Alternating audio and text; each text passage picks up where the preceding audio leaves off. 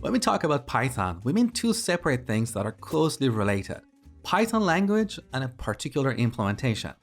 Python as a language is just a specification that defines a set of rules and grammar for writing Python code. A Python implementation is basically a program that understands those rules and can execute Python code. Earlier in the course, we downloaded Python from python.org. This is the default implementation of Python called CPython. It's a program written in C, that's why it's called CPython. So here in terminal, when we run Python, we get this CPython. This is the default implementation of Python. There are a few other implementations out there, such as Jython, written in Java, IronPython, written in C#, and PyPy, written in a subset of Python itself.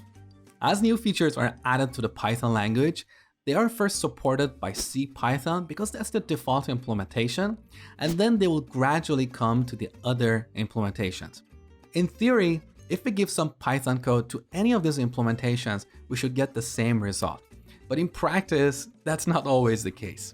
Certain features may be available in one implementation but not another, or they may just behave a little bit differently in a particular implementation. Now you might ask, but what is the point of this? Why do we have several implementations of Python? Wouldn't CPython be enough? Well, it's for the same reason that we have multiple operating systems, or multiple browsers, or multiple programming languages. After all these years, we programmers haven't agreed on a single programming language, and that's the same story with Python implementations. However, there is one technical reason behind these implementations that you should be aware of.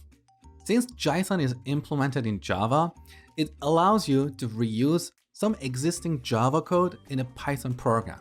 So if you're a Java developer and you want to import some Java code into a Python program, you should use Jython instead of CPython. Similarly, IronPython is written in C#, so if you're a C# developer and want to bring some C# code into a Python program, you will have to use IronPython. Next, we'll look at how exactly CPython executes Python code.